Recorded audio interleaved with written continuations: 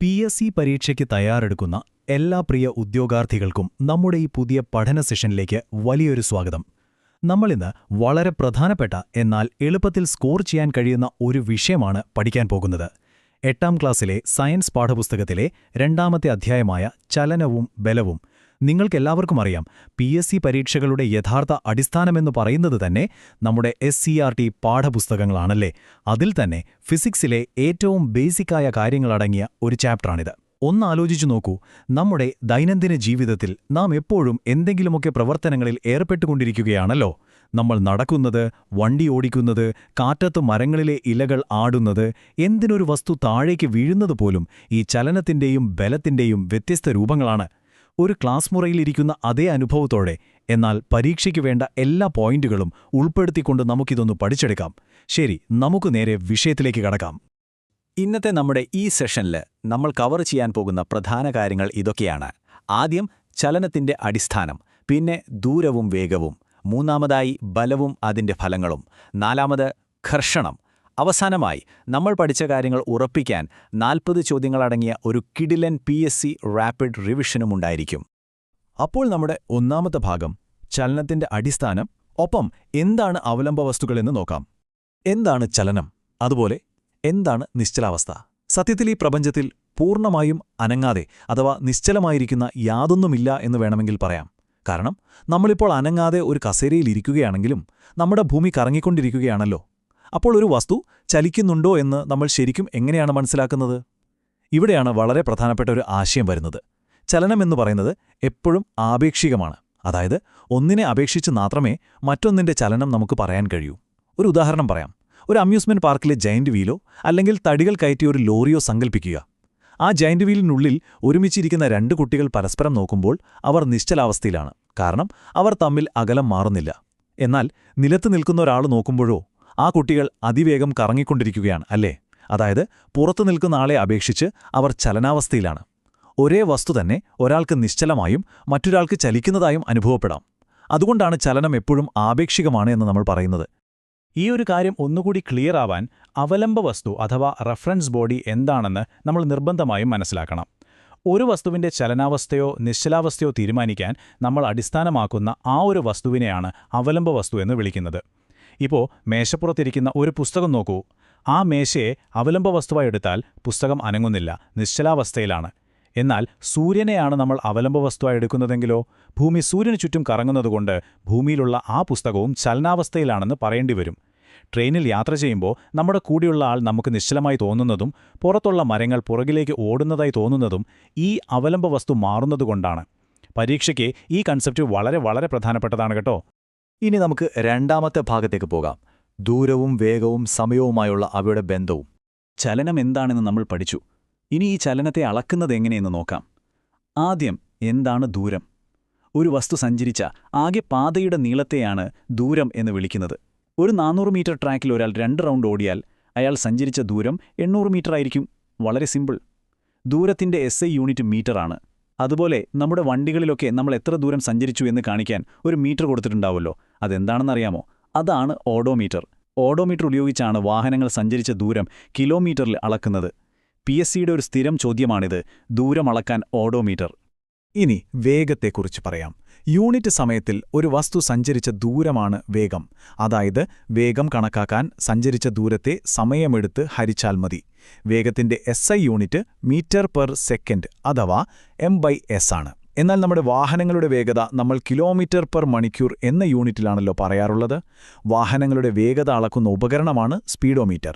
ഇവിടെ PSC പരീക്ഷകളിലെ ഒരു മാന്ത്രിക സംഖ്യ നിങ്ങളെ പരിചയപ്പെടുത്താം. 5/18. കണക്കിലായാലും ഫിസിക്സിലായാലും കിലോമീറ്റർ പെർ മണിക്കൂറിനെ മീറ്റർ പെർ സെക്കൻഡാക്കി മാറ്റാൻ ഈ 5/18 കൊണ്ട് ഗുണിച്ചാൽ മതി. ഇതോർക്കാൻ ഒരു എളുപ്പവഴിയുണ്ട്. വലിയ യൂണിറ്റായ കിലോമീറ്ററിൽ നിന്ന് ചെറിയ യൂണിറ്റായ മീറ്ററിലേക്ക് മാറ്റാൻ ചെറിയ സംഖ്യയായ 5 മുകളിൽ വരും എന്നോർത്തുവെച്ചാൽ മതി. ഉദാഹരണത്തിന് 72 കിലോമീറ്റർ പെർ മണിക്കൂർ വേഗതയെ M പെർ സെക്കൻഡാക്കാൻ 72 ഗുണിക്കണം 5/18. ഉത്തരം 20 മീറ്റർ പെർ സെക്കൻഡ് എന്ന് വളരെ പെട്ടെന്ന് കിട്ടും. സമയം ലാഭിക്കാൻ ഇതൊരു ഉഗ്രൻ ട്രിക്കാണ്. വേഗത്തെക്കുറിച്ച് പഠിക്കുമ്പോൾ നമ്മൾ അറിഞ്ഞിരിക്കേണ്ട മറ്റ് 2 വാക്കുകളാണ് സമവേഗവും അസമവേഗവും. ഒരു വസ്തു തുല്യ സമയ ഇടവേളകളിൽ തുല്യ ദൂരമാണ് സഞ്ചരിക്കുന്നതെങ്കിൽ അത് സമവേഗത്തിൽ അഥവാ യൂണിഫോം സ്പീഡിൽ ആണെന്ന് പറയാം. നമ്മുടെ വീട്ടിലെ ക്ലോക്കിലെ സൂചികൾ ഇതിനൊരു മികച്ച ഉദാഹരണമാണ്. അവരെപ്പോഴും കൃത്യമായ ഒരേ വേഗതയിലാണല്ലോ സഞ്ചരിക്കുന്നത്. എന്നാൽ നമ്മൾ റോഡിലൂടെ വണ്ടി ഓടിക്കുമ്പോൾ അങ്ങനെയാണോ? അല്ല. തിരക്കുള്ള റോഡിലൂടെ പോകുമ്പോൾ ചിലപ്പോൾ വേഗത്തിൽ പോകും, ട്രാഫിക് ബ്ലോക്ക് വരുമ്പോൾ പതുക്കെയാകും. ഇങ്ങനെ തുല്യ സമയ ഇടവേളകളിൽ വ്യത്യസ്ത ദൂരമാണ് സഞ്ചരിക്കുന്നതെങ്കിൽ അതിനെ അസമവേഗം അഥവാ നോൺ യൂണിഫോം സ്പീഡ് എന്ന് വിളിക്കുന്നു. നമ്മൾ നടക്കുന്നതൊക്കെ ഈ അസമവേഗത്തിനാണ് ഉദാഹരണം. മൂന്നാമത്തെ ഭാഗം, ബലവും അതിന്റെ ഫലങ്ങളും. ഒരു വസ്തു തനിയെ ചലിക്കുമോ? ഒരിക്കലുമില്ല. അതിന് നമ്മൾ പുറത്തുനിന്നൊരു സ്വാധീനം നൽകണം. ഇതിനെയാണ് നമ്മൾ ബലം അഥവാ ഫോഴ്സ് എന്ന് വിളിക്കുന്നത്. ഏറ്റവും ലളിതമായി പറഞ്ഞാൽ ഒരു തള്ളൽ അല്ലെങ്കിൽ ഒരു വലിക്കലാണ് ബലം. സർ ഐസക് ന്യൂട്ടന്റെ ഓർമ്മയ്ക്കായി ബലത്തിന്റെ യൂണിറ്റായി നമ്മൾ ന്യൂട്ടൺ അഥവാ എൻ ഉപയോഗിക്കുന്നു. ഒരു വസ്തുവിൽ ബലം പ്രയോഗിച്ചാൽ പ്രധാനമായും 5 മാറ്റങ്ങളാണുണ്ടാവുക. ഒന്ന് ശ്രദ്ധിച്ചു കേൾക്കണേ. 1. അനങ്ങാതിരിക്കുന്ന വസ്തുവിനെ ചലനാവസ്ഥയിലാക്കാൻ കഴിയും. 2. ചലിച്ചുകൊണ്ടിരിക്കുന്ന വസ്തുവിനെ നിർത്താൻ കഴിയും. 3. ചലിക്കുന്ന വസ്തുവിന്റെ വേഗത കൂട്ടുകയോ കുറയ്ക്കുകയോ ചെയ്യാം. 4. വസ്തുവിന്റെ ദിശ മാറ്റാൻ സാധിക്കും. ഒരു ക്രിക്കറ്റ് ബോൾ വരുമ്പോൾ ബാറ്റുകൊണ്ട് അടിച്ചു നമ്മൾ ദിശ മാറ്റുന്നതുപോലെ. 5. വസ്തുവിന്റെ ആകൃതിയും വലുപ്പവും മാറ്റാൻ സാധിക്കും. നമ്മൾ റബ്ബർ ബാൻഡ് വലിച്ചു നീട്ടുന്നതും ചപ്പാത്തി മാവ് കുഴയ്ക്കുന്നതും ഈ ബലം ഉപയോഗിച്ചാണ്. ഈ ബലത്തെ നമുക്ക് പ്രധാനമായും രണ്ടായി തിരിക്കാം: സമ്പർക്കബലവും സമ്പർക്കരഹിത ബലവും. പേര് സൂചിപ്പിക്കുന്നതുപോലെ തന്നെ വസ്തുക്കൾ തമ്മിൽ പരസ്പരം സ്പർശിക്കുമ്പോഴുണ്ടാകുന്ന ബലമാണ് സമ്പർക്കബലം അഥവാ കോൺടാക്ട് ഫോഴ്സ്. നമ്മളൊരു പന്ത് കാലുകൊണ്ട് തട്ടുന്നത് അല്ലെങ്കിൽ ഒരു വലിയ പെട്ടി വലിച്ചു നീക്കുന്നതൊക്കെ സമ്പർക്കബലമാണ്. എന്നാൽ ഒരു സമ്പർക്കവുമില്ലാതെ ഒട്ടും തൊടാതെ അനുഭവപ്പെടുന്ന ബലങ്ങളുമുണ്ട്. അതാണ് സമ്പർക്കരഹിത ബലം. മാവിൻ കൊമ്പിൽ നിന്നും മാങ്ങ താഴേക്ക് വീഴുന്നത് ഭൂമിയുടെ ഗുരുത്വാകർഷണ ബലം കൊണ്ടാണ്, അല്ലേ? ഭൂമി ആ മാങ്ങയെ പോയി തൊടുന്നില്ലല്ലോ. അതുപോലെ ഒരു കാന്തം ഇരുമ്പിനെ ആകർഷിക്കുന്നതും ഈ സമ്പർക്കരഹിത ബലത്തിന് ഉദാഹരണമാണ്. ഇനി 4ാമത്തെ ഭാഗം, ഘർഷണം അഥവാ ഫ്രിക്ഷൻ. ബലത്തെക്കുറിച്ച് പറയുമ്പോൾ നമ്മൾ തീർച്ചയായും അറിഞ്ഞിരിക്കേണ്ട മറ്റൊരു കാര്യമാണ് ഘർഷണം. ഭൂമിയിലെ എല്ലാ ചലനങ്ങൾക്കുമെതിരെ നിൽക്കുന്ന ഒരു വില്ലനായും എന്നാൽ നമുക്ക് ജീവിക്കാൻ അത്യാവശ്യമായൊരു കൂട്ടുകാരനായും ഈ ഘർഷണത്തെ നമുക്ക് കാണാം. ഒരു പ്രതലം മറ്റൊരു പ്രതലത്തിലൂടെ ചലിക്കാൻ ശ്രമിക്കുമ്പോൾ അവയുടെ ചലനത്തെ എതിർക്കുന്ന, തടയുന്ന ബലമാണ് ഘർഷണബലം. ഇതിൽ 2 കാര്യങ്ങൾ PSC എപ്പോഴും ചോദിക്കാറുണ്ട്: നിരങ്ങൽ ഘർഷണവും ഉരുളൽ ഘർഷണവും. പരുപരുത്ത തറയിലൂടെ വലിയ ഭാരമുള്ളൊരു പെട്ടി വലിച്ചു നീക്കാൻ എന്തുമാത്രം ബുദ്ധിമുട്ടാണല്ലേ? അതാണ് നിരങ്ങൽ ഘർഷണം അഥവാ സ്ലൈഡിംഗ് ഫ്രിക്ഷൻ. അവിടെ ഘർഷണം കൂടുതലാണ്. എന്നാൽ ആ പെട്ടിയുടെ താഴെ കുറച്ച് ചക്രങ്ങൾ വെച്ചിട്ട് ഒന്ന് തള്ളി നോക്കൂ, വളരെ എളുപ്പത്തിൽ അത് നീങ്ങും. ഇതിനെയാണ് ഉരുളൽ ഘർഷണം അഥവാ റോളിംഗ് ഫ്രിക്ഷൻ എന്ന് പറയുന്നത്.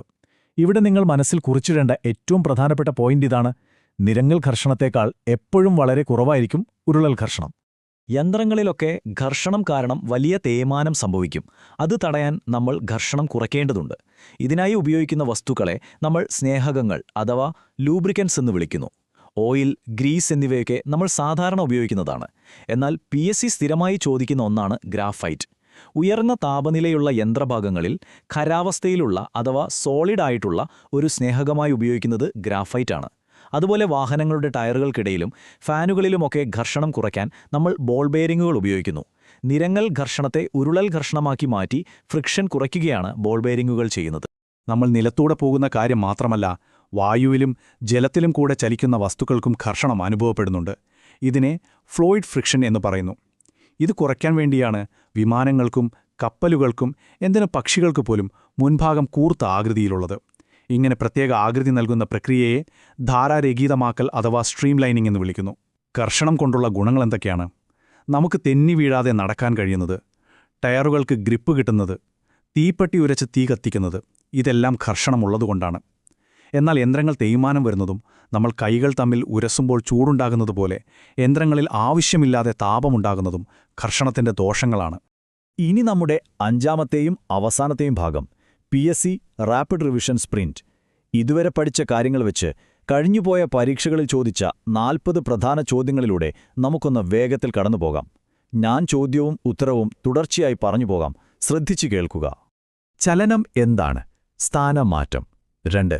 നിശ്ചലാവസ്ഥ എന്താണ്? സ്ഥാനമാറ്റമില്ല. 3. ചലനം എന്ത് സ്വഭാവമുള്ളത്? ആപേക്ഷികം. 4. അവലംബ വസ്തു എന്ത്? അടിസ്ഥാന വസ്തു. 5. ദൂരത്തിന്റെ യൂണിറ്റ് മീറ്റർ. 6. ദൂരം അളക്കുന്ന ഉപകരണം ഓഡോമീറ്റർ. 7. വേഗത്തിന്റെ യൂണിറ്റ് മീറ്റർ പെർ സെക്കൻഡ്. 8. വാഹനത്തിലെ വേഗം കാണുന്നത് സ്പീഡോമീറ്റർ. 9 സമവേഗം, സ്ഥിരവേഗം. 10 അസമവേഗം, മാറുന്ന വേഗം. 11 ബലമെന്ത്, തള്ളൽ അല്ലെങ്കിൽ വലിക്കൽ. 12 ബലം എത്ര തരമുണ്ട്? 2 സമ്പർക്കബലവും സമ്പർക്കരഹിത ബലവും. 13 ബലം ചലനം ആരംഭിക്കുമോ? അതെ. 14 ബലം വേഗം മാറ്റുമോ? അതെ. 15 ബലം ദിശ മാറ്റുമോ? അതെ.